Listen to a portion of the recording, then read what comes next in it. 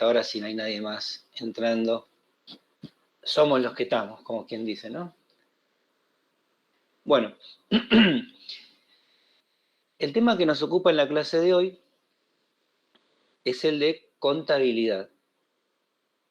Habiendo ya avanzado por lo que es el control organizacional y el control interno, vamos a introducirnos en la contabilidad, pero aclarando que no vamos a profundizar en la teoría contable, mucho menos en la práctica, sino que sencillamente vamos a tratar algunos conceptos fundamentales de la contabilidad únicamente a los fines de poder hacer una interpretación del siguiente tema de Pico, que es el de los ratios económicos financieros. Esos ratios, también llamados índices, cocientes, razones, en definitiva, son valores numéricos que nos permiten hacer una interpretación del estado económico financiero, precisamente, de la organización vinculado a alguna dimensión en particular, ¿sí? Por ejemplo, la gestión de cobros y pagos, en cuanto a la liquidez de la organización, a la capacidad de hacer frente a sus obligaciones del corto plazo, del largo plazo. En definitiva, una serie de indicadores seleccionados por nosotros que a su vez representan una serie de dimensiones sobre las cuales vamos a analizar a la organización. Desde esta perspectiva un tanto reducida, acotada, que apunta meramente a lo cuantitativo, que no es poca cosa, y que después se complementa con una visión muchísimo más integradora y que a la vez no trata únicamente lo cuantitativo, sino lo cualitativo también, que es el cuadro mando integral que representa al último tema de la asignatura. Entonces, vale esta aclaración, que es, no vamos a dar un curso de contabilidad, sino introducirnos en estos conceptos principales para poder abordar los ratios económicos financieros y después sumarle, agregarle valor con el cuadro de mando integral o tablero de comando, que también suele llamarse así. Son los tres grandes temas que quedan de aquí en más y que, bueno, hoy comienzan entonces con la explicación de la contabilidad. ¿Queda clara esta idea entonces? Sí, profe. Bueno, bien, teniendo en cuenta esa salvedad, empecemos con la contabilidad. La contabilidad es una herramienta de gestión económico-financiera que está basada en la registración de los hechos económicos de una organización.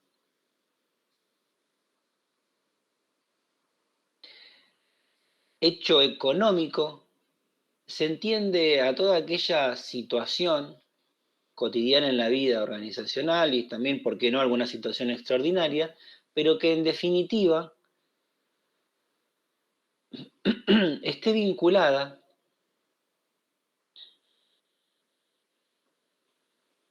a un bien, ya sea un bien, un producto, puede ser un servicio también, en definitiva, a un bien tangible o intangible que sea susceptible de tener valor, susceptible de recibir una valoración, una evaluación económica. Si existe esta evaluación, existe entonces la posibilidad de registrar el hecho económico y poner en práctica esta disciplina, la contabilidad. A su vez, la contabilidad representa también, entonces,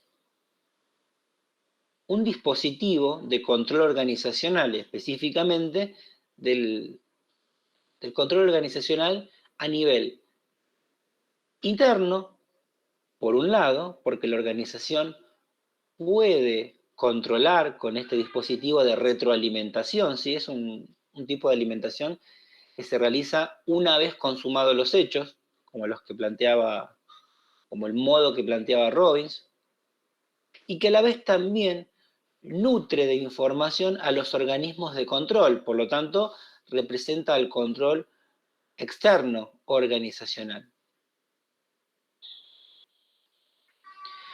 Con una visión acotada, una perspectiva acotada como la que menciona Joan Amat. ¿Por qué? Porque precisamente es de retroalimentación, no se registra durante los procesos, sino una vez realizado cada pequeño proceso que tal vez forma parte de un macro proceso, pero en definitiva, a partir de los hechos, a partir de los acontecimientos, se toma entonces esta registración que apunta específicamente a lo formal, a lo económico, financiero, es decir, a lo cuantitativo.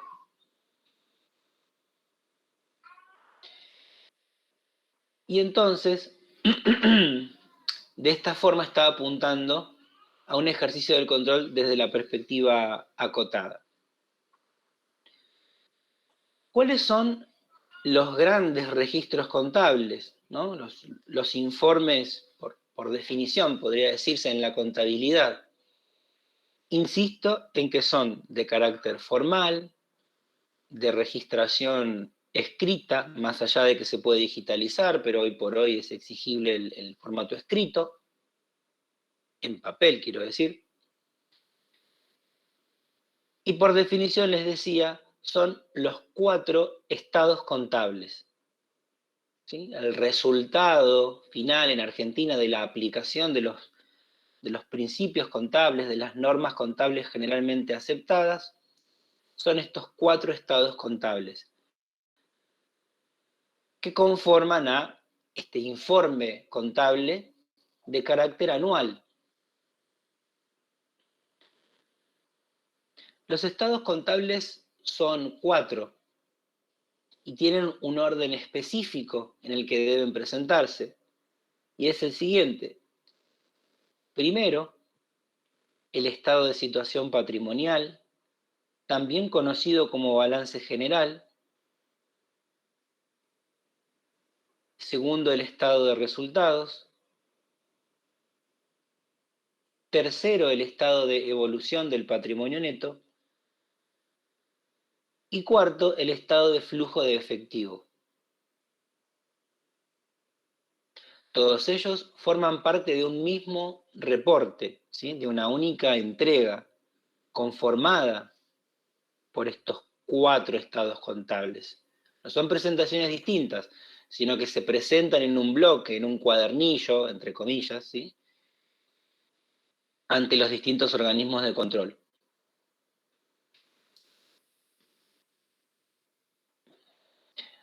Les comenté que son de carácter anual.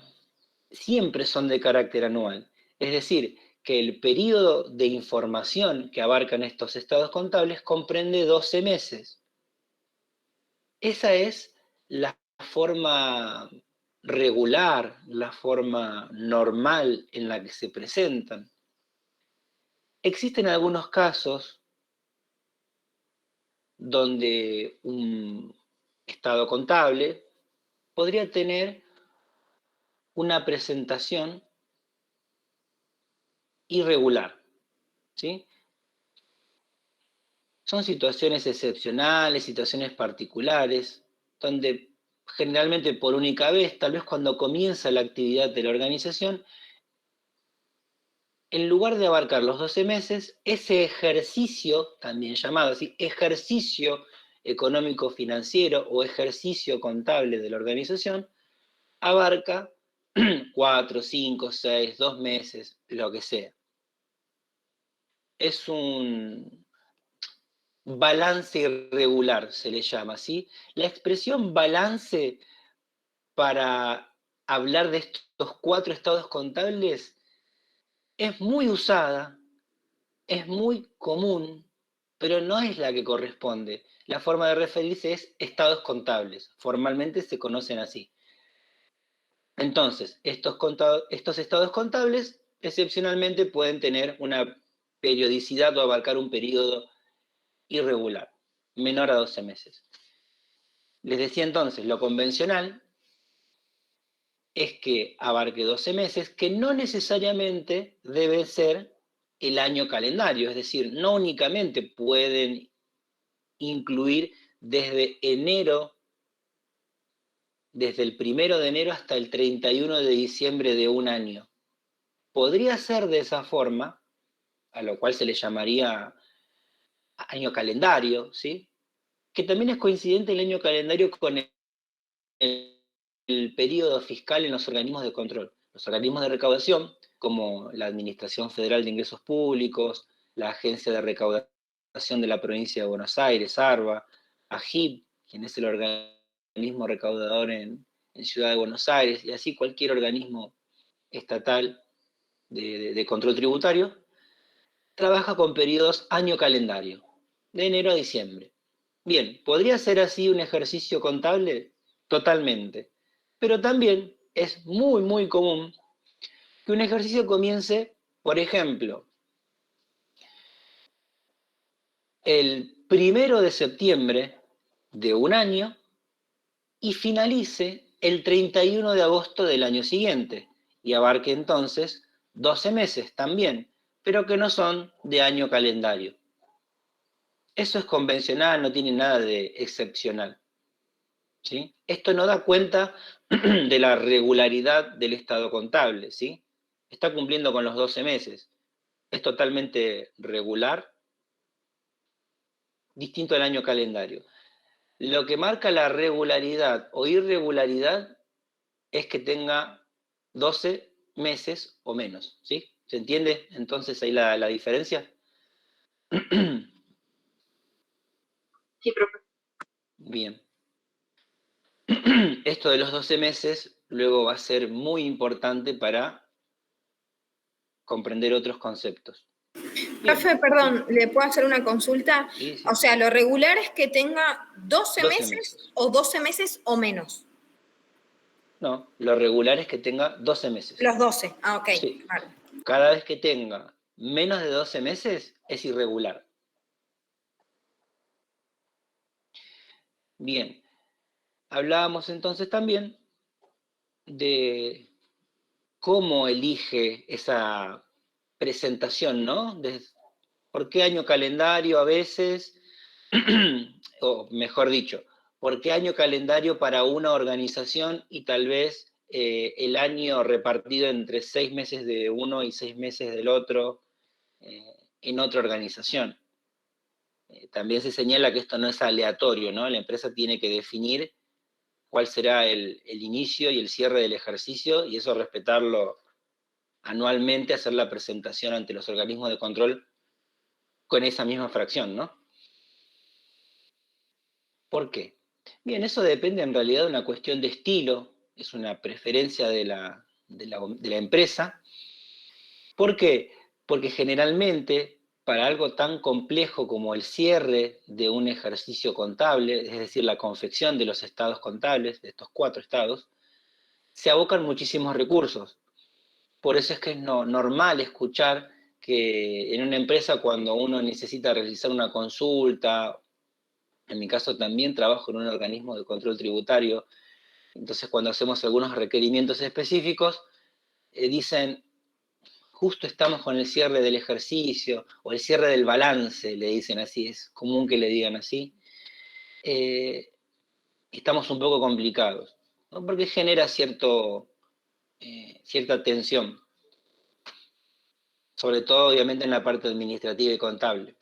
O sea, se hace foco en resolver este cierre para ser presentado como corresponde en tiempo y forma y que no sean sancionados por los organismos de control. Bien, entonces, ¿a qué viene esto? Que dependiendo de cuál sea la actividad de la organización, se supone que va a elegir un periodo de cierre de ejercicio cuando menor actividad tenga o que tenga por lo menos alguna pausa o donde generalmente hay una merma en el volumen de actividad administrativa rutinaria de la organización. Entonces, bueno, durante ese mes o esos 2 meses podrán abocarse a la presentación, a la confección y presentación de los estados contables, ¿sí? Estados contables para los cuales se cuentan con 90 días, que terminan siendo 120 días para la presentación en los organismos de control, por lo cual un ejercicio que finaliza, supongamos, en diciembre de un año, debe ser presentado ante los organismos de control tributario, máximo hasta abril del año siguiente, ¿sí? Los organismos de control tributario toman como plazo hasta abril, ¿sí? Es más, hasta un ejercicio que fue finalizado en junio de un año, el año siguiente, en abril ya tiene que estar disponible la presentación. Fíjese que va a tener más tiempo, pero es porque el organismo de control, por lo menos en el Sistema Federal de Recaudación, que está vinculado al impuesto sobre los ingresos brutos, hago esta aclaración, por lo menos en ese impuesto, la presentación tiene como fecha tope en abril del año siguiente al cierre del ejercicio, independientemente si cierran en abril, en mayo, en junio, cualquiera sea el mes, necesita estar disponible a partir de abril del año siguiente. Bien, eso es como para que lo conozcan. Ahora bien, tenemos el dato de que son 4 estados, cómo se denomina cada uno, el orden en el que deben ser presentados, la periodicidad, ya que se presentan anualmente, los periodos que abarca, que siempre son 12 y regularmente pueden ser menos de 12, y que los meses que abarque de un año, parte de un año, parte del otro, o un año entero, año calendario, en realidad depende de una preferencia organizacional. Bien, ahora hablemos del contenido de cada uno de los estados contables, que es esa información de toda la registración que se realizó en ese ejercicio, en ese año que está representando, y que queda plasmado en la carátula de cada uno de estos estados, ¿sí? Si bien existe una carátula primera, ¿sí?, única para los 4, luego existe una carátula para cada uno de ellos, o una primera hoja donde está el resumen de la información. La carátula general dará cuenta de cuándo finalizó ese ejercicio. Por ejemplo, estados contables al 31 de diciembre de 2020. Ese ejercicio es el ejercicio económico del año 2020. Siempre se denomina el ejercicio en función del año de cierre. Podría ser también el caso de que ese ejercicio económico tenga registración desde el 1 de septiembre del año 2019 hasta el 31 de agosto del año 2020, y el ejercicio es el 2020, ¿sí? Insisto, porque lo que prima es el año de cierre de ese ejercicio. Ese es el ejercicio que está representando. A veces suele haber confusión, ¿sí? Tiene información 2019 y 2020, cierra el 2020, es ejercicio 2020 entonces. Bien, tenemos todo eso. La carátula de cada estado abarca una carilla. Ahora, esa información que es muy precisa, muy resumida de cada carilla, luego está sustentada por lo que le precede, por todo el contenido, perdón, por todo el contenido que tiene después de la carátula, lo cual está conformado por las llamadas notas a los estados contables. Entonces, tenemos la primera hoja, el resumen del estado de situación patrimonial, por ejemplo, que es el primero de los estados, y vamos a ver que en cada renglón de información, que es sobre todo información numérica en pesos, dice, según nota a los estados contables 2.1, según nota a los estados contables 2.2, y así. Y si nosotros avanzamos en el estado contable, vamos a identificar cómo está esa numeración que se corresponde con la información, y encontramos el detalle, entonces, de cada uno de los valores que están conformados en la carátula, encontramos el cálculo, ¿sí? O las observaciones que correspondan. En definitiva, lo que uno va a consultar, en principio, es esa carátula, y donde algo no cierre, no cuadre o genere alguna inquietud, puede consultar las notas o los cuadros que nos permiten confeccionar. También en lugar de notas a veces se hacen referencia a cuadros. Ver cuadro de gastos número 1 punto tal, ¿sí? Bien, está toda la parte del cálculo, así como en matemáticas o en análisis matemático que teníamos el ejercicio resumido y por otro lado los cálculos auxiliares. Bueno, esto es algo parecido. Eso en líneas generales. También en líneas generales, para los 4 estados. En algún momento, si quieren hacer una consulta, háganla libremente, si me interrumpen.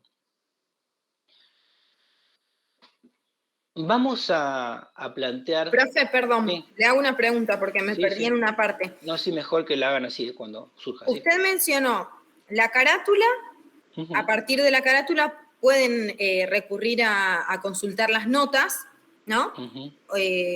Previo a la carátula, ¿dijo patrimonios o algo así? Porque ahí me perdí. Antes de la carátula. Hablé del estado de situación patrimonial, que es el Eso. primero de los estados, como un Ah, ejemplo. ok.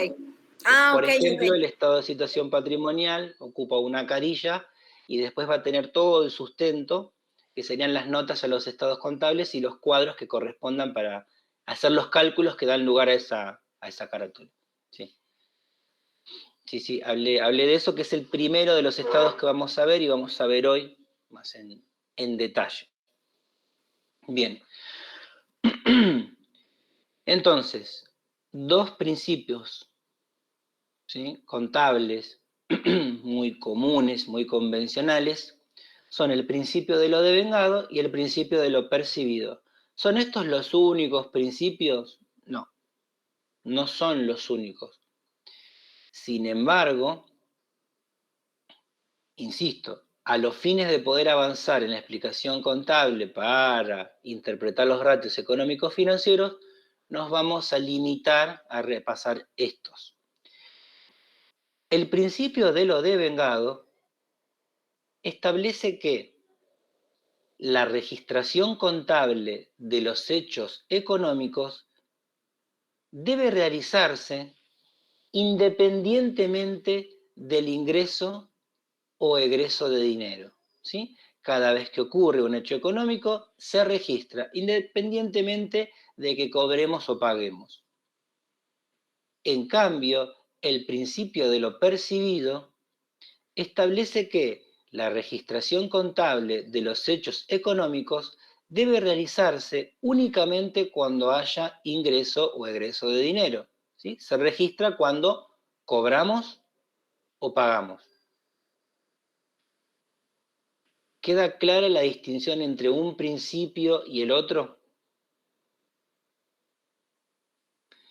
Ambos se refieren al momento de realizar la registración contable del hecho económico. ¿Puede repetir el segundo, profe, por favor? Sí, para el principio de lo percibido,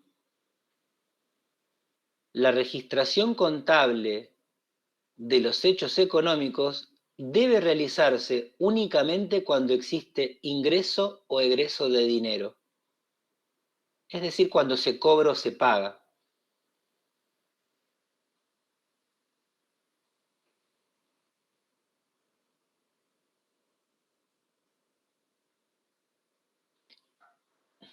¿Vamos bien? Ahí ya podemos comenzar a hacer algunos vínculos de estos principios contables con los estados contables.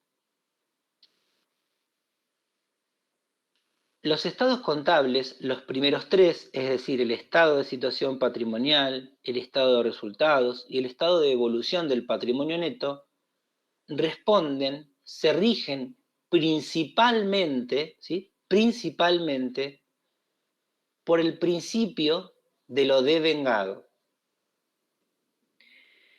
Y el cuarto, el estado de flujo de efectivo, se rige principalmente por el principio de lo percibido. ¿sí? Al estado de flujo de efectivo le importa también lo económico, analiza lo económico. Sin embargo, está especialmente diseñado para preocuparse, para ocuparse de lo financiero, de los movimientos de caja. Por eso se llama estado de flujo de efectivo. ¿Sí? Los primeros 3 estados se rigen principalmente por el principio de lo devengado y el cuarto se rige principalmente por el principio de lo percibido.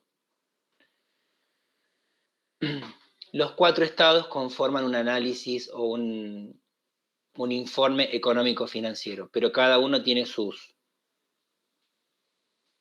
principales cuestiones. Bien, ¿hasta ahí estamos bien?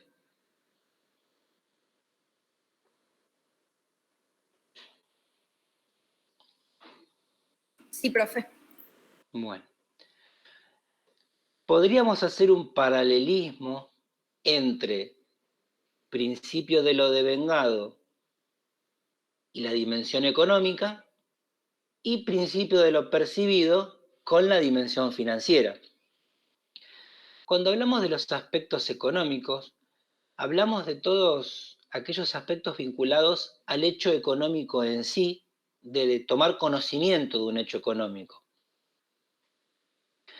En cambio, cuando hablamos de lo financiero, de esta dimensión, específicamente nos referimos al movimiento de caja, al movimiento de fondos, al ingreso o egreso de dinero.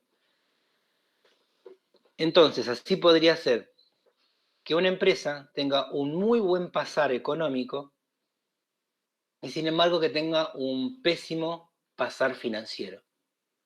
El caso sería que la empresa ha realizado ventas excepcionales, ha realizado muchísimas más ventas que el año pasado. Considerando las ventas, está mejor, económicamente mejor. Sin embargo, financieramente, a esta altura del año, en comparación con el año pasado, está peor. El caso sería de que a pesar de que ha vendido más, ha cobrado menos. Entonces, económicamente está muy bien, pero de bolsillo, financieramente, no está tan bien como el año pasado. ¿Se entiende? Tal vez porque vendió muy a largo plazo, es decir, financió largo, hablando mal y pronto, a sus clientes. Y el año pasado había financiado tal vez por periodos mucho más breves, a 30 días, a 60, de contado, con algunos descuentos, pero en definitiva estaba mucho mejor hablando en cuanto a la liquidez, en cuanto a la inmediatez en los cobros. ¿Se entiende entonces la diferencia entre lo económico y lo financiero?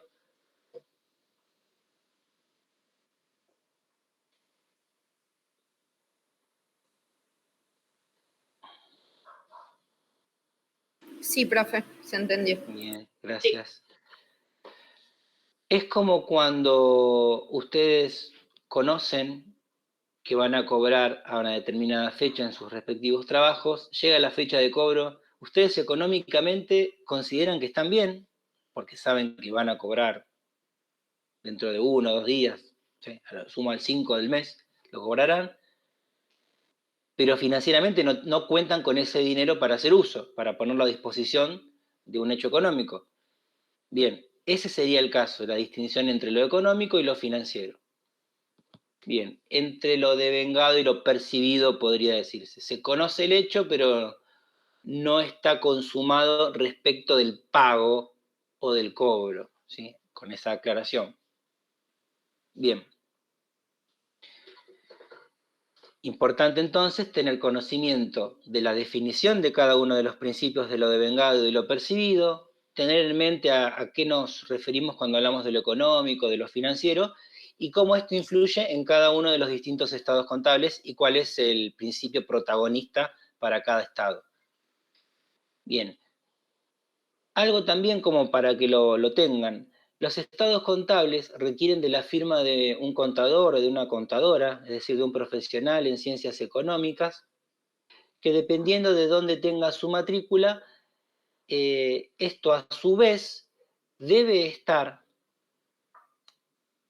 autorizado, certificado con una oblea por parte del Consejo Profesional de Ciencias Económicas del lugar donde esté matriculado el profesional o la profesional, ¿sí?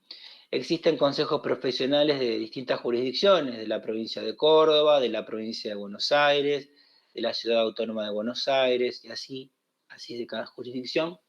Como matriculados existen también de estas distintas jurisdicciones. Esa certificación del Consejo Profesional solo da cuenta, le da legitimidad a la firma del profesional, contador o contadora, que lo que hace es entregar un informe, ¿sí?, donde audita la confección de los estados contables. Ese informe, ese reporte suele tener una carilla, lo sumo una hoja, y si bien hay una responsabilidad por parte del profesional que firma, que da fe de que esos estados contables, ese reporte, fue confeccionado en función y respetando a los principios contables generalmente aceptados y a toda la normativa vigente en Argentina, a la vez busca un poco establecer el límite de hasta dónde es su responsabilidad, porque no está basado en el contenido, sino en la estructura del informe. Más allá de que por una cuestión ético-profesional, si el contador o contadora detecta alguna inconsistencia cuando está revisando la forma de presentación y las coincidencias en ese informe, debería promover la corrección entonces de esas cuestiones que, por lo menos a su juicio profesional, generen alguna inquietud, ¿sí? La revisión al menos de eso. Sin embargo, al momento de firmar, deja muy en claro que se limita su responsabilidad o su trabajo, mejor dicho, porque así lo expresan, su auditoría, a la cuestión estructural y técnica de la presentación de los estados, ¿sí? Así que van a encontrarse cuando analicen los estados que tienen a disposición en el aula virtual, los que están en los textos de Telias, de contabilidad, van a ver el formato, ¿sí? Y probablemente en los del aula virtual vean alguna firma que obviamente va a estar oculta, va a estar un poco tachada o algo así. Esa firma está en cada una de las carátulas de los estados, en los cuadros de los estados. Profe, Podría estar hasta en todas las páginas, sí. perdón, le hago una consulta. Sí. Y si de repente el contador encuentra a nivel de la estructura, ¿no?, algo que le llame la atención o que necesite relevarlo, ¿eso lo hace a la organización o a la jurisdicción? Eso lo hace a la organización, sí. El contador es quien debería brindar ese asesoramiento a la organización para corregirlo en el momento, en cuanto a la estructura. Bien. Después, en cuanto a la información que contienen los estados, pensemos que la empresa no deja de ser un cliente para el contador, y en ese sentido le puede decir, mira, los números son estos. Si la estructura está bien, los números son estos, ¿sí? Por eso es que ahí el límite es como muy finito. Pero sí, debe sugerirle que el formato y que las normas sean respetadas el contador a la empresa. Que de hecho suele darse que está los contadores de la empresa, las contadoras, jefe o jefa de impuestos, y que sin embargo el estado contable lo termina firmando un auditor externo. ¿Sí? Hoy por hoy las más renombradas son Price, Deloitte, KPMG, son algunos de los estudios contables de mayor renombre, si se quiere, ¿sí? Son de los que más suele ver uno en las grandes empresas. Y sin embargo, a pesar de tener su propio jefe o jefa de impuestos, termina firmando un auditor externo, ¿no? Bueno, una cuestión de estilo, supongo. Y a su vez esa firma, que está en todo el estado contable, en la última hoja, en la que da el cierre a todos los 4 estados contables, está la oblea que certifica por parte del Consejo Profesional de Ciencias Económicas que ese profesional efectivamente tiene una matrícula y que está entonces calificado para brindar esa auditoría y dar fe de la confección de los estados. Bien. ¿Dudas hasta el momento? ¿Algo que quieran repasar, preguntar?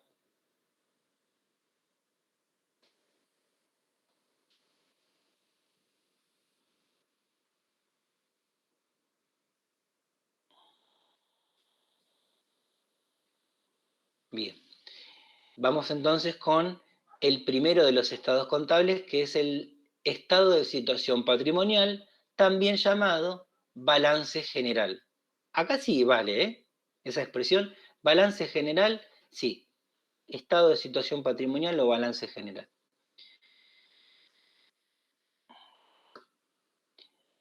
Vamos por la estructura. Este estado está conformado por dos grandes estructuras.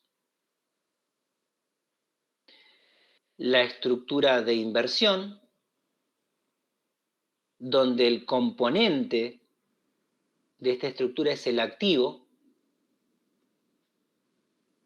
y por otra parte, la estructura de financiamiento o de endeudamiento también, que se compone por el pasivo y el patrimonio neto, donde el pasivo está representando al endeudamiento con terceros y el patrimonio neto representa al endeudamiento propio. Entonces, repasando, tenemos dos grandes estructuras en el balance general. La estructura de inversión, que contiene al activo, y la estructura de financiamiento o endeudamiento, que contiene a su vez al pasivo como endeudamiento con terceros y al patrimonio neto como endeudamiento propio. ¿Quedan claras esas dos estructuras? Sí, profe. Bien, importantísimo todo esto porque es lo que le da forma al primer estado y de aquí vamos a obtener muchísima información para los estados contables en general y para interpretar los ratios económicos financieros. Bien, estas dos estructuras a su vez se reflejan en la denominada ecuación patrimonial básica. También le llaman ecuación patrimonial estática porque hay una dinámica, ¿no? Bueno. Vamos entonces con esta ecuación patrimonial básica o estática. Se compone por la siguiente expresión. Activo menos pasivo es igual a patrimonio neto.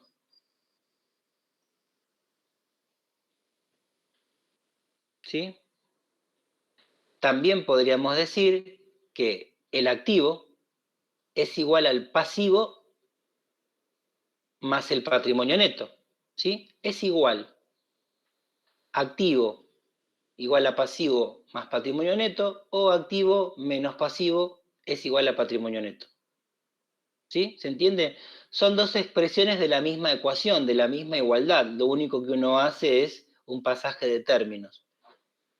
Generalmente, y yo prefiero también expresarlo como activo menos pasivo igual a patrimonio neto. ¿Sí? Fíjense entonces cómo ahí tenemos otra vez los componentes de las diferentes estructuras en esta ecuación, en estos tres términos que se plantean en la ecuación. Vamos a... Sí. Que te den igual es difícil a veces. Sí, sí, pero se busca la herramienta necesaria para que eso balancee de alguna forma. Por eso es que conozco algunos profesionales que son críticos del patrimonio neto y lo consideran como, a ver, como una especie de mecanismo de ajuste del valor residual. Es decir, como que con el patrimonio neto lo que podés hacer es acomodar lo necesario para que te balancee, ¿sí? No creo que sea únicamente eso, pero puede ser un recurso, digamos, puede ser un recurso. Son muchísimas cuentas las que intervienen en los diferentes 4 estados. Entonces, que eso balancee a ver, es el ideal, pero después tenés conceptos como otros gastos, ¿sí? En donde uno engloba una cantidad de gastos que a su vez, dentro de otros gastos, vos podés tener una generalidad de gastos, por ejemplo, todos los gastos que están vinculados al material de oficina, y entonces, bueno, tal vez eso te permite un poco que vos puedas acomodar más o menos algún número, pero fíjense la significancia que podría tener en ese caso, ¿no? Cuestiones no muy trascendentales. Bien. Tenemos entonces la estructura, tenemos la ecuación patrimonial básica. Vamos ahora a explicar cada uno de estos componentes, cada uno de estos términos, de qué se trata. ¿A qué se refiere el activo? El activo contiene a todos aquellos rubros y cuentas que representan derechos de cobro de corto y largo plazo, como también derechos de titularidad o de dominio sobre bienes que podrían ser tangibles o intangibles.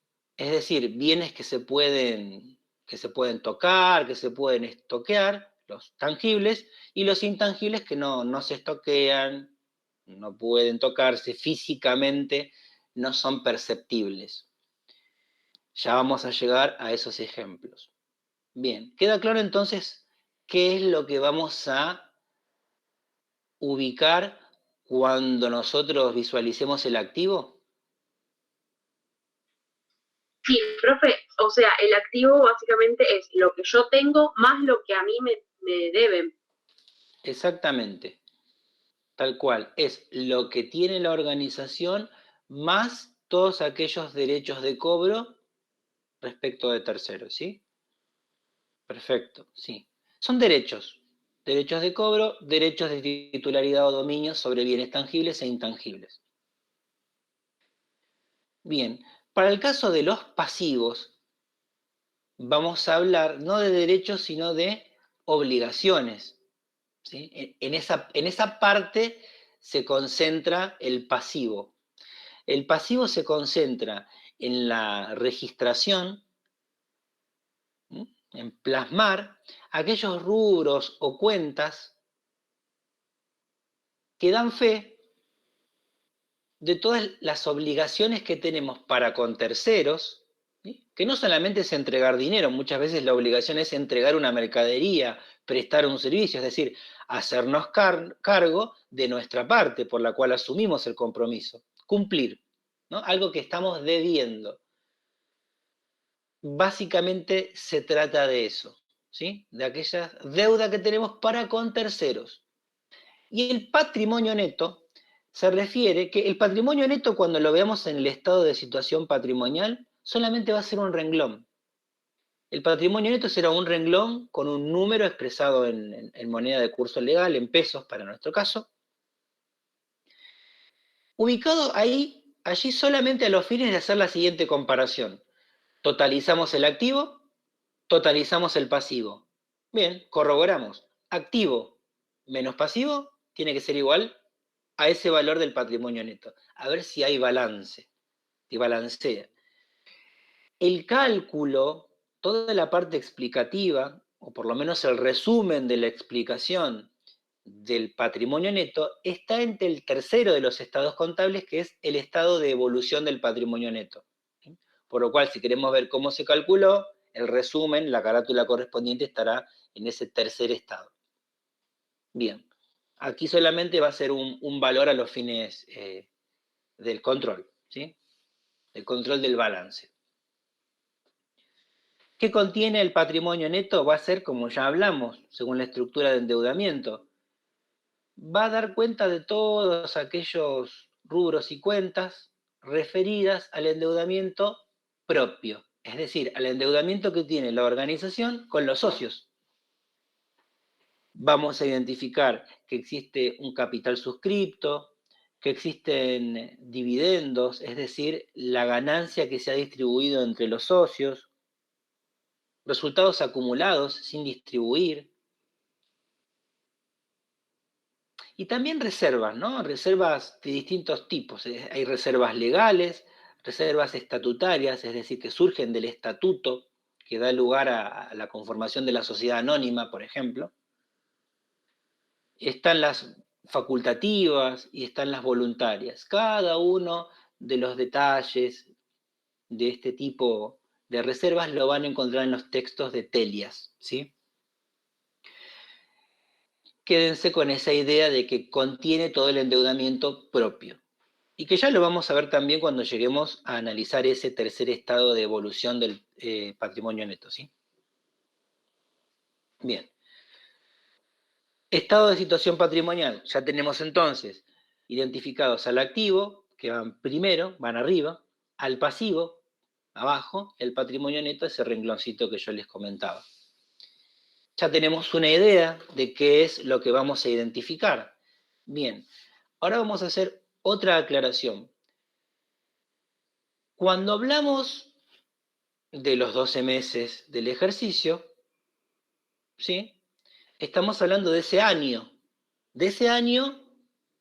económico, de ese año comercial, ese año para la empresa. Y aquí es donde puede darse la situación de que nosotros tengamos activos o pasivos, es decir, derechos u obligaciones de cobro, vinculadas a una parte en este ejercicio y una parte en el siguiente.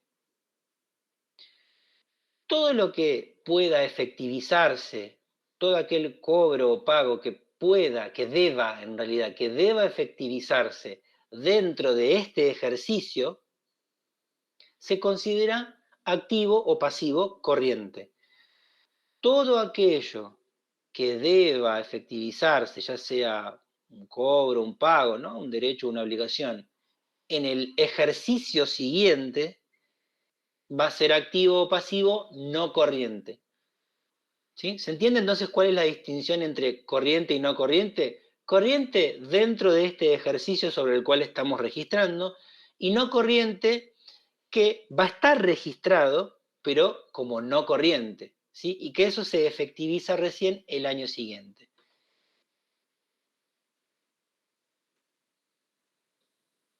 ¿Se entiende ahí la diferencia entre corriente y no corriente? Sí, profe, perfecto. Bien. Sí. Un ejemplo, que vamos a hacer un ejemplo de una operación en particular, pero en realidad el estado de situación patrimonial lo que tiene es un cúmulo de operaciones que están sintetizadas, ¿sí? Pero vamos a ver en un caso.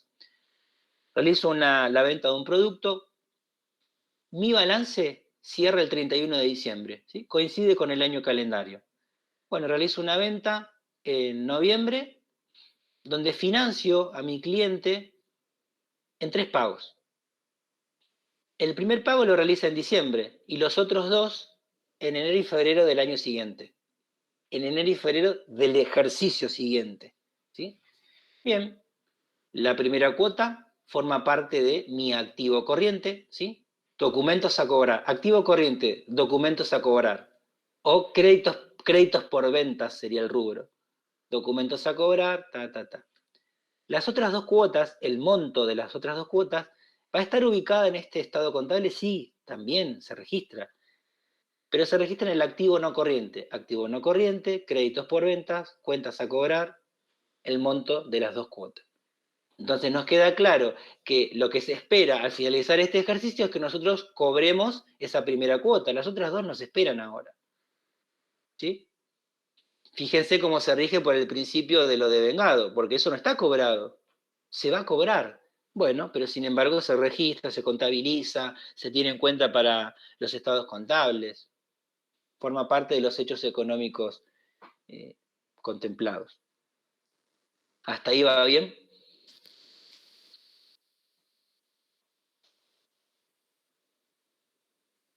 Sí, profe. Bien. Otros importantes conceptos son, vamos a empezar con el de liquidez. Cuando hablamos de liquidez, nos referimos a la capacidad que tiene un bien de hacerse líquido, es decir, de convertirse, de convertirlo en dinero. Podríamos decir en oro también, ¿no? Sin embargo, en Argentina el valor oro ya es muy poco usado, es muy poco práctico en la generalidad de los casos y solemos hablar directamente de transformarlo en pesos o en dólares, ¿sí? Como la moneda de curso legal en nuestro país es la de, obviamente que también es legal el dólar, pero quiero decir que nuestra moneda es el peso argentino. Uno lo piensa en pesos, entonces.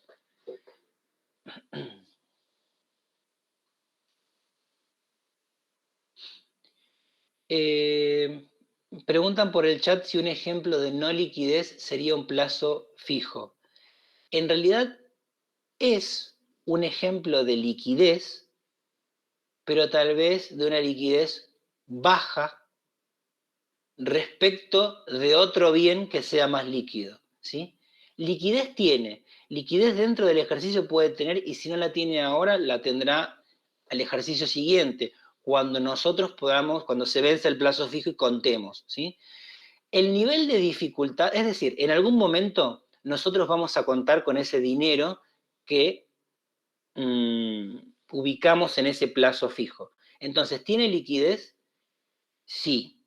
Ahora, porque recuerden que liquidez es la capacidad de hacerse efectivo de una forma ágil. Entonces, ¿será menos ágil que otras?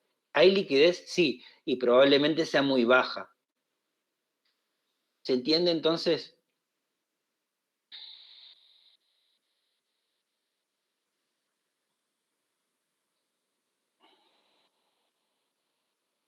Bien. La no liquidez sería que directamente no tiene capacidad de hacerse dinero. No hay capacidad. Bien. Y un Sí. cheque, por ejemplo, es más, o sea, como ejemplo así, es más... Un cheque también tiene... Tiene más Un cheque, posibilidades. Sí. un cheque también tiene liquidez. Lo que pasa es que siempre vamos a ponerlo en términos de compararlo. Es decir, ¿tiene liquidez? Sí, tiene liquidez. Ahora, hay que ponerlo frente a otro medio de cobro, por ejemplo, o frente a otro bien que pudiera hacerse efectivo, para decir es más o menos líquido. ¿Sí? Es eso. ¿Tiene liquidez? Sí. Y acá viene la pregunta, si ya comprendieron entonces que apunta un poco a esto que me están consultando. Ahí lo van a poder ver justo en un ejemplo, muy práctico. Si yo les pregunto a ustedes, cuando hablamos de liquidez, estamos hablando obviamente de qué, de activo, pasivo, patrimonio neto o de los tres, ¿de qué estamos hablando?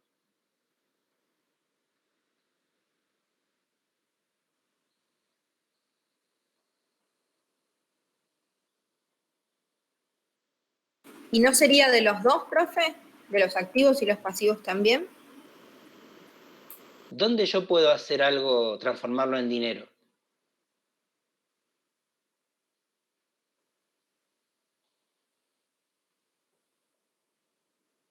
En el activo, claro. Tal cual. Ahí, bueno, ahí por chat están respondiendo. En el activo. Siempre sean intuitivos, ¿sí? Para este tipo de preguntas que puede haber en el examen, sean intuitivos.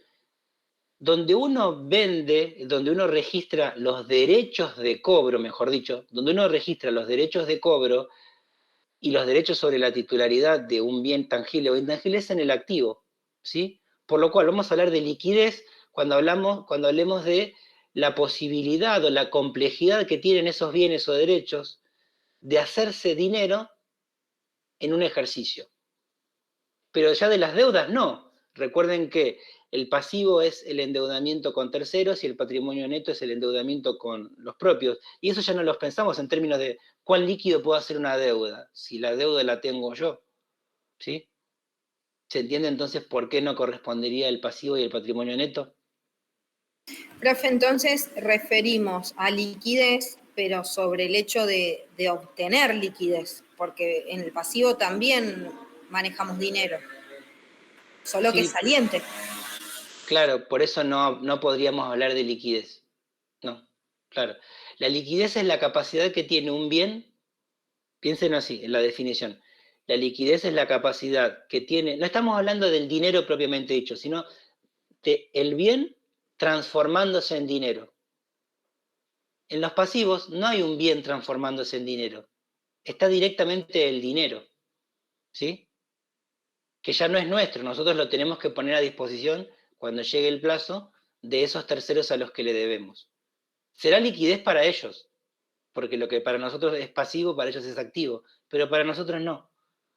Nosotros no podemos disponer de ese bien de alguna forma, porque ya no es nuestro. ¿Se entiende entonces por qué? Sí, ahí se entiende mejor, profe. Como que había quedado la idea del dinero en sí sin vincularlo al obtenerlo, ¿no? Y no que se fugue. Sí, porque hay algo que se utiliza mucho que, tengo mucha liquidez, como si fuese que yo tengo mucho dinero en el bolsillo, ¿sí? Y realmente no es la forma correcta. Hablamos de bienes que tienen la posibilidad de hacerse dinero. Mientras más inmediata sea esa transformación, más líquido será ese bien. ¿Sí? Tal vez un cheque a 30 días tiene más liquidez que un cheque a 60. ¿Sí? Es más líquido porque es más fácil de hacer. Pero sin embargo es más fácil, pero hoy con ese cheque no haces nada. ¿Se entiende? Como que lo más líquido sería, por ejemplo, las ventas en efectivo.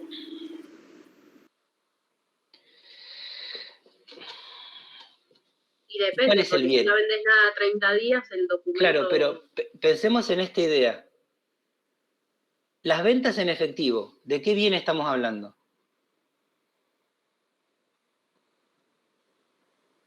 Mercadería, o puede ser Claro, algún bien activo de la empresa. por eso. Pero a lo que voy es que se acostumbren a hablar del bien, porque la venta en efectivo es un hecho, pero no estamos hablando de un bien que sea más o menos líquido. En cambio, antes estábamos hablando de qué? Del cheque. El cheque es un documento a cobrar. Y la venta, por ejemplo, es una cuenta de resultado que no está ni en el activo, ni en el pasivo, ni en el patrimonio neto. ¿Se entiende, digamos, hacia dónde voy? Recuerden siempre la definición. Ok. ¿Sí? Porque si no estamos hablando otra vez de dinero. Y no estamos hablando de... El final de la cuestión es el dinero, pero lo que más importa es esa capacidad, la propiedad que tiene un determinado bien de transformarse en dinero de una forma más o menos inmediata. Y acá Igual, viene... Sí. sí, creo que se va a entender mejor cuando, o sea, siempre hay que pensar en el bien, ¿no? Pero se va a entender capaz mejor cuando logremos, como de cierta forma, categorizarlo, porque por lo que yo me acuerdo, porque yo hice un curso de esto, tenés Sí. caja, mercadería, tenés documentos a cobrar, tenés proveedores, tenés distintas categorías. Entonces, capaz que cuando veamos eso, lo logremos entender mejor a todo esto. Sí. Precisamente es con eso con lo que vamos a avanzar. Tenemos entonces el activo y tenemos primero el activo corriente, es decir, todos aquellos derechos de cobro y derechos sobre bienes para efectivizarse en el corto plazo, dentro del ejercicio económico. Bien, ¿cuál sería el activo más líquido? El dinero. Sí, el dinero, y que a su vez se ubica en el rubro caja y bancos. ¿Sí? El rubro lo que hace es nuclear a un cúmulo de cuentas vinculadas, por ejemplo, a los cheques de tercero, a una cuenta corriente, a cajas de ahorro. Y de esa manera entonces se conforma el rubro caja y bancos, que es el más líquido del activo corriente. ¿Y cuál sería el rubro menos líquido del activo corriente? Y quienes no conozcan los rubros, entonces, ¿cuál sería el bien menos líquido del activo corriente?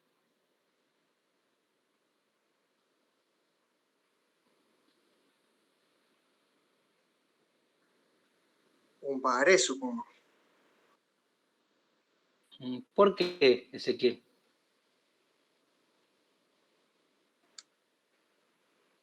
Porque es un documento a cobrar no a hoy, pero sí dentro del ejercicio contable, o sea, dentro de los 12 meses.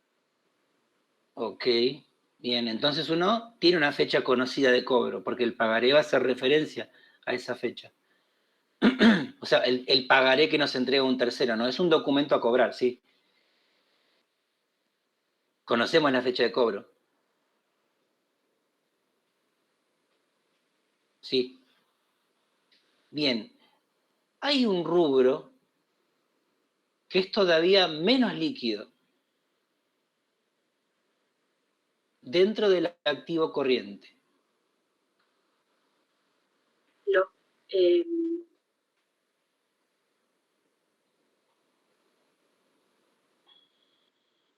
Hasta ahora, los que están mencionando, si bien hay algunos que van en el activo no corriente y que ahora lo vamos a aclarar, los lo que no inmuebles, vendo, sí.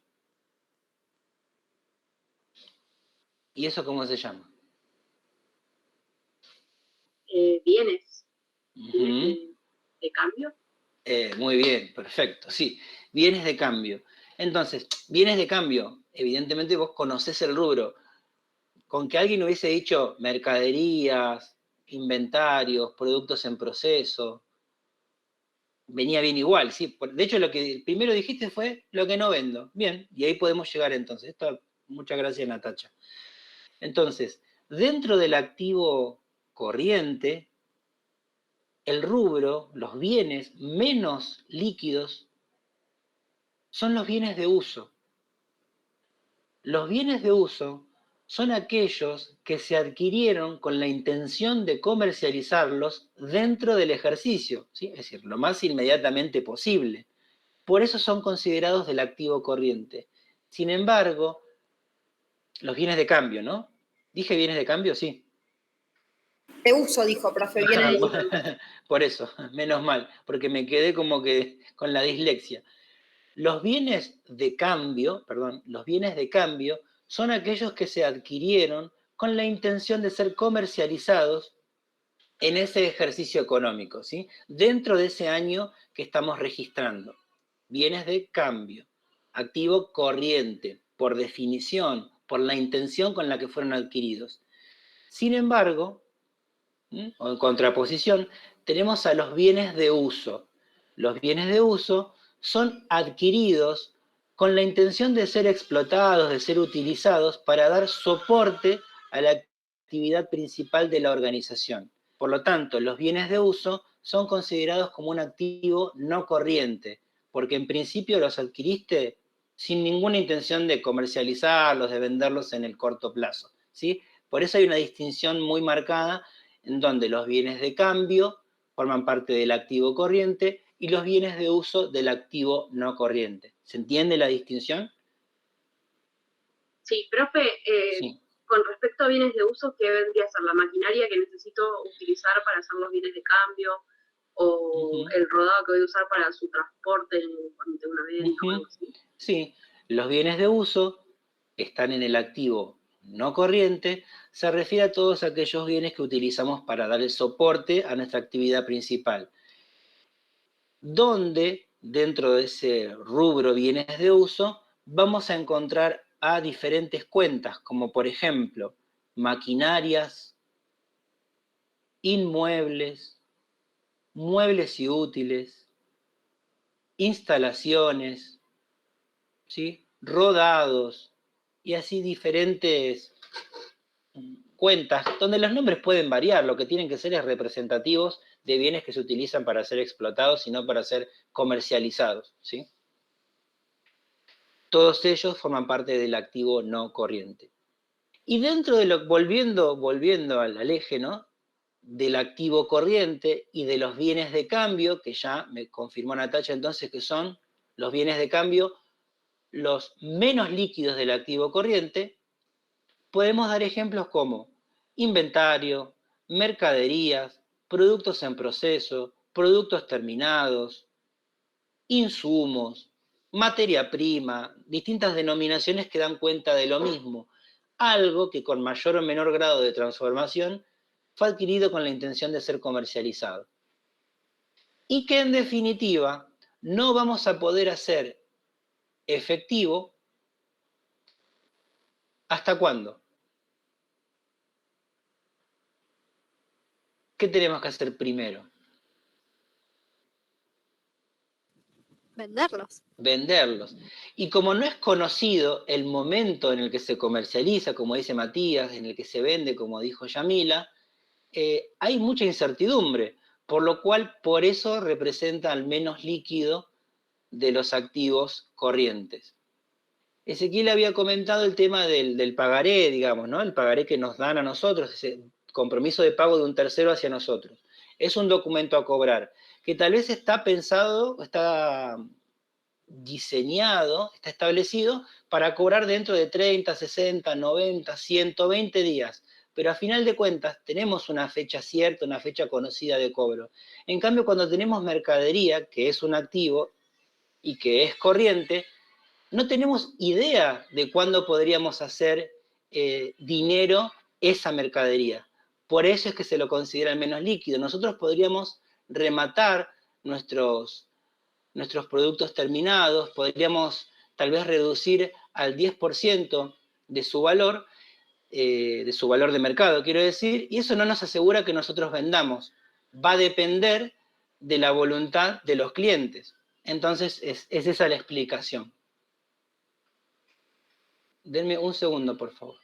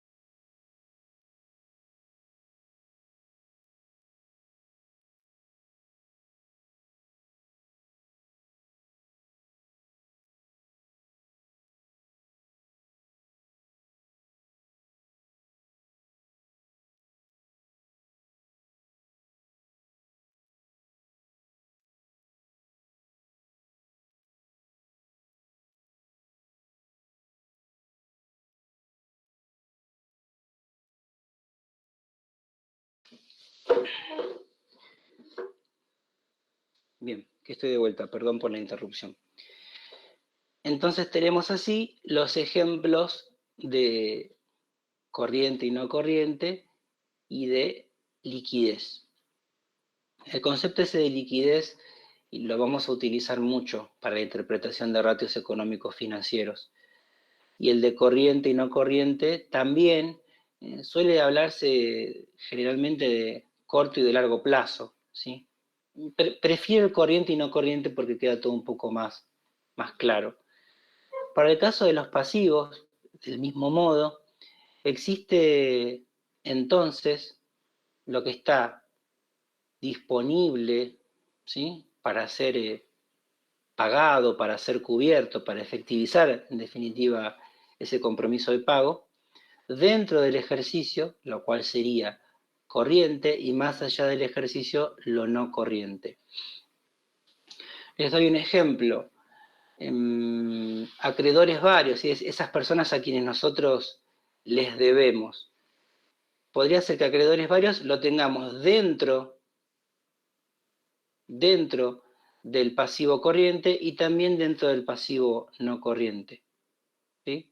Lo mismo que proveedores, ¿sí? Pasivo corriente y no corriente también. ¿De qué va a depender eso? Del plazo. Igual, como no vamos a ver ejercicios prácticos de contabilidad, no vamos a tener que desglosar un monto entre corriente y no corriente, porque no vamos a tener, digamos, un examen de contabilidad, pero sí conceptualmente saber de qué estamos hablando. Por ejemplo, si yo a ustedes les pregunto, a ver, no sé, vamos a ir con un ejemplo más sencillo, creo. A ver, tiene trampa igual. Un auto, ¿sí? ¿A qué rubro pertenece? Rodados. A rodados, ¿sí? Que está dentro de el activo no corriente, porque es un bien de uso, comenta Eugenia. En realidad ¿sí? depende, porque si es una mercadería, o sea, si yo lo que hago es vender autos, no sería un activo no corriente, sería un bien de cambio. Perfecto. Entonces, tal vez la primera pauta que uno debería tener es conocer el caso, ¿no? Si se trata de una empresa que comercializa vehículos automotores, entonces tendría que darnos más especificidades, ¿no?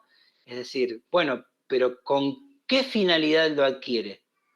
¿Con la de dar soporte a su actividad principal o la de comercializarlo en el corto plazo? Entonces vamos a saber si se trata de un bien de uso o un bien de cambio y en definitiva si corresponde al activo corriente o al no corriente, ¿sí? Bien, entonces... También, no, que también depende si lo tengo yo o si alguien me pagó el auto y yo se lo debo, ¿no? También, o sea, sí. Si alguien me lo pagó sería un pasivo, ¿o no? Yo se lo debo, tengo la obligación de entregárselo, creo, ¿no? Si no estoy mal. Sí. Por el momento, digamos que el auto seguiría formando parte de esa mercadería que uno tiene. Desde el momento en que uno conoce el hecho económico, como vos decís, pasaría a formar parte de lo que le debo. Vos podrías tenerlo todavía registrado como que es tuyo, porque seguís teniendo esa deuda. En definitiva, va a estar el cambiazo cuando deje de ser deuda y el auto se baje de mercadería y el auto ya no esté. Yo le debo el valor de un auto, pero todavía el auto es mío. Pero le debo el valor en pesos de un auto. Ah, perfecto. Esa sería por ahí como la lógica. Siempre se va dando la registración por partida doble, ¿no? Es decir, lo que forma parte del activo, un hecho económico, tiene su contrapartida en el pasivo, es decir, o mejor dicho, no es activo y pasivo literalmente, sino es debe y haber, ¿sí? Pero ahí ya vamos muy a contabilidad, que no es la idea. Bien, entonces un ejemplo podría ser ese, está muy bien el considerar el depende, ¿sí? Podría tratarse de un rodado, un bien de uso, si va a ser explotado para soportar a la actividad principal de la organización, o un bien de cambio si fue adquirido con la intención de comercializarse en el corto plazo. Y por lo cual ahí es un bien de cambio que pertenece al activo corriente. Bien. Vamos a un ejemplo más claro, porque este tiene el depende y está muy bien que lo tengan en cuenta. Inversiones. La cuenta de inversiones. ¿Es del activo, pasivo o patrimonio neto? Es un activo. Muy bien. ¿Y corresponde en el activo corriente o en el no corriente ubicarlo?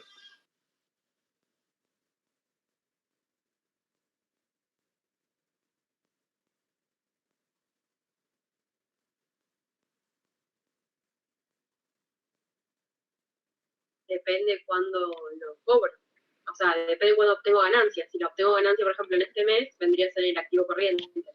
Si es Claro. en los próximos meses. Depende del plazo de la inversión, si es a corto o a largo plazo. Perfecto. Entonces, depende de la inversión. Tal cual como ustedes dijeron, si es de corto o de largo plazo. En definitiva, la inversión tiene un momento de realización que está estipulado, ¿sí? Como dijo también Natacha, dependerá de qué tipo de inversión se trate y de si uno tiene asegurado un recupero de la inversión o no, ¿sí? Ese tipo, depende del tipo de riesgo que asuma el inversionista, el inversor. Pero sí, se da de esa forma. Entonces, puede ser de corto o de largo plazo, puede ser entonces corriente o no corriente, no hay dudas de que se trata de un activo. Bien, otro ejemplo podría ser un inmueble, ¿sí? un inmueble que se adquiere un inmueble destinado a ser utilizado como oficinas administrativas de la empresa. ¿De qué se trata? ¿Qué bienes?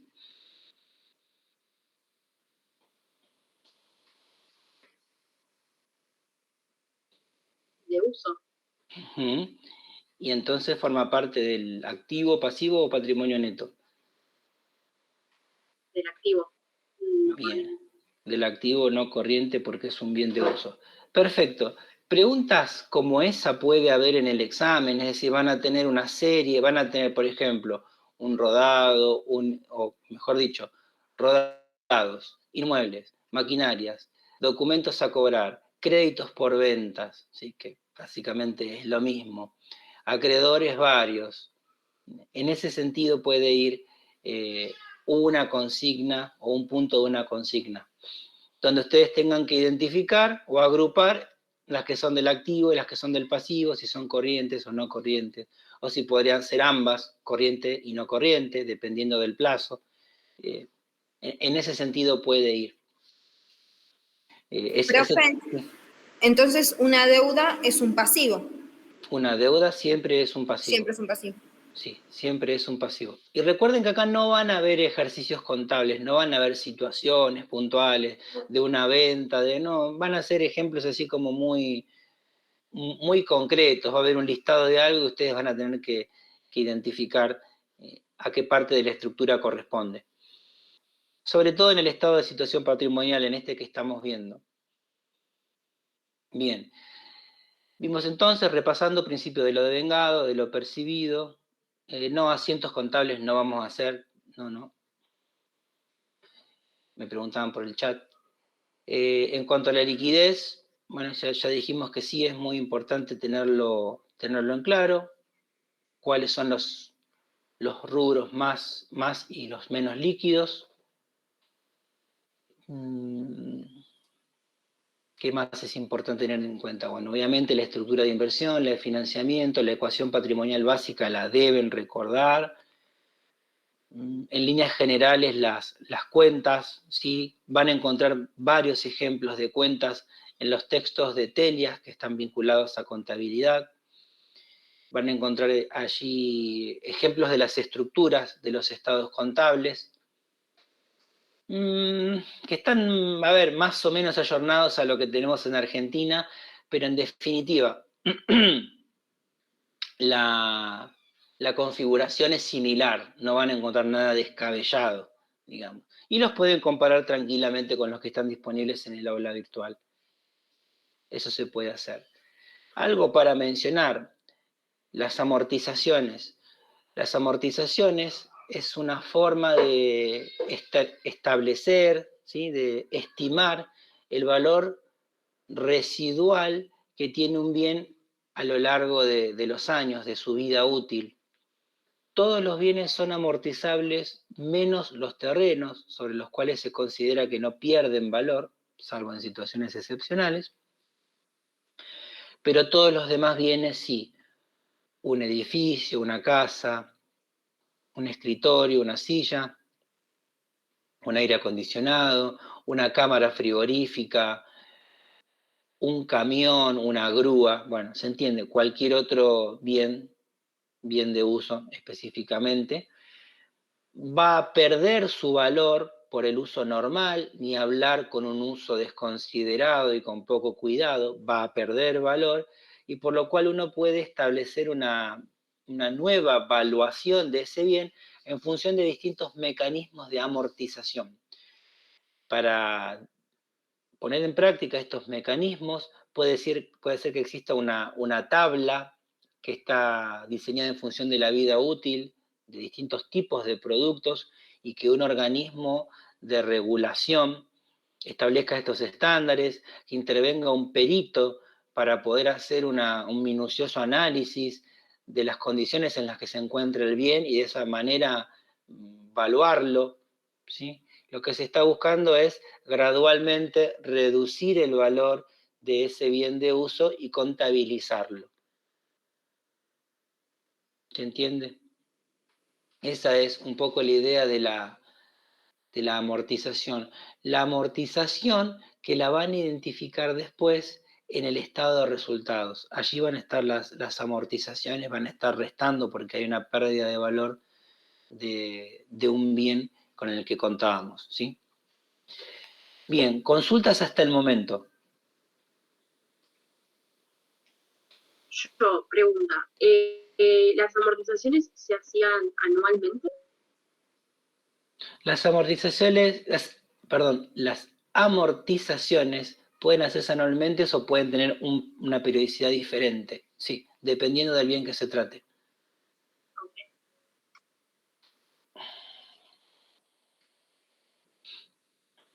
¿Qué otra consulta?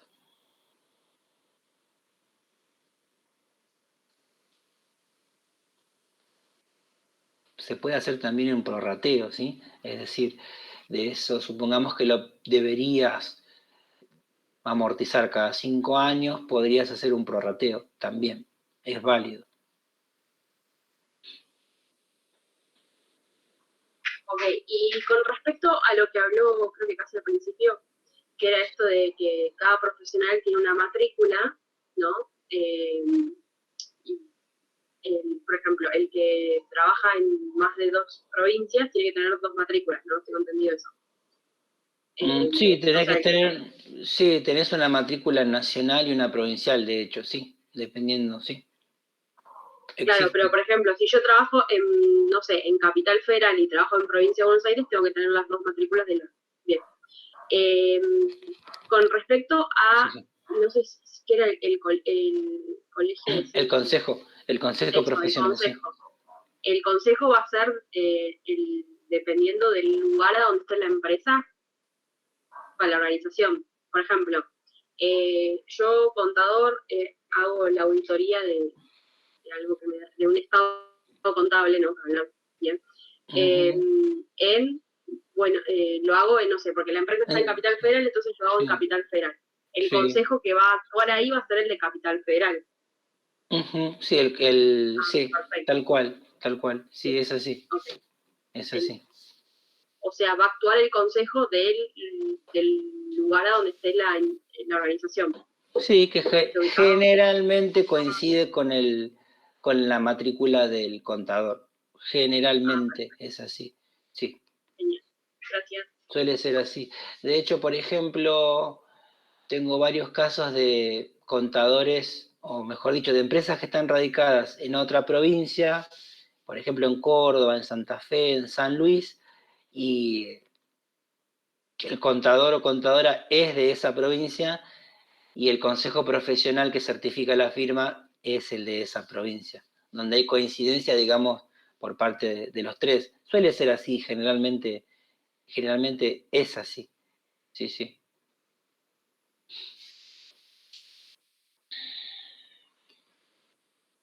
Bien, ¿qué otra consulta tienen? Yo creo, Natacha, cuando me preguntaste sobre las amortizaciones, creo que te referís más que cada cuánto amortizan a por cuánto tiempo amortizan. Es decir, tal vez un edificio amortice el total de su valor en 50 años, por decirte, y un vehículo en 5. A eso se refieren los periodos. No cada cuánto amortiza, sino que en cuánto tiempo amortiza la totalidad de su valor. Creo que la cosa iba por ahí. Entonces, haces la registración anual, pero sabés que de acá a 5 años estaría totalmente amortizado. Ya no puede amortizar. Va variando según el bien del que se trate. Ah, perfecto. Pero yo, cuando yo hago esa amortización, va a ser todos los de año, bueno, que es cuando normalmente se cierran los libros contables, ¿no? Pero claro, anualmente vas a así hacer la durante amortización. 5 años, ¿no? Así Sería, durante por ejemplo, 5 años. en el caso de... Claro. Ya el sexto no podrías amortizarlo más, ya se amortizó totalmente ese valor residual que tenga. Eso tiene mucho que ver con el IVA al momento de venderlo. Por eso estaba el especial interés en que exista el valor residual del bien, más allá de que cuando lo vendas lo vas a vender a un valor de mercado, teniendo en cuenta las condiciones, tal vez esté totalmente amortizado. Pero tiene que ver con con el IVA frente a la venta de ese bien de uso. Pero es una cuestión bastante como muy, muy puntual. Pero va con eso. Cuando lo vean en contabilidad o cuando vean en impuestos, si tienen alguna materia vinculada con impuestos, probablemente régimen tributario, tal vez vean algo de eso, porque es como muy, muy, muy contable ya. Bien, ¿alguna otra cuestión?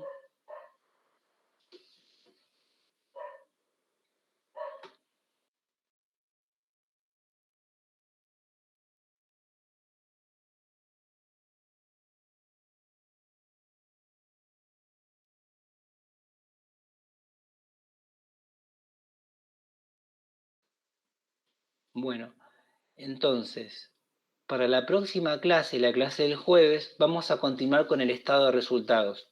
El estado de resultados vamos a hacer mucho hincapié en la estructura, en los distintos rubros que conforman esa estructura. El orden es muy importante. Y en los distintos subtotales que se van conformando en esa organización de cuentas, ¿sí? Vamos a tener un resultado bruto, que también se considera como resultado operativo, un resultado neto antes de impuestos y, en definitiva, el resultado neto, ¿sí? Entonces, estas tres instancias de resultado son las que vamos a analizar paso a paso, cómo se llega, qué tipo de ingresos son los que se consideran, los costos, los gastos que se consideran. Es algo que tal vez no resulta tan complejo como es el estado de situación patrimonial, que tiene una estructura bastante más importante, con mayor cantidad de rubros. Así que tengan leído para la próxima clase sobre el estado de resultados, vean los ejemplos porque eso va a ayudar mucho. Y para lo que es el estado de evolución del patrimonio neto y el estado de flujo de efectivo, vamos a hacer una explicación un poco más expeditiva, va a ser bastante más sencilla, más que nada conceptual de esos estados contables, porque la realidad es que para los ratios económicos financieros no nos vamos a valer demasiado de esos últimos dos estados contables, ¿sí? Va a ser sobre todo información del estado de situación patrimonial y el estado de resultados, ¿sí? Por eso se los tienen que conocer muy bien a estos dos primeros. Vean ejemplos, pregunten, y si quieren para la próxima clase podríamos practicar un poquito algunos ejemplos más sobre cuentas o sobre algunas situaciones específicas. Tal vez ya teniendo en cuenta al estado de resultados, ¿sí?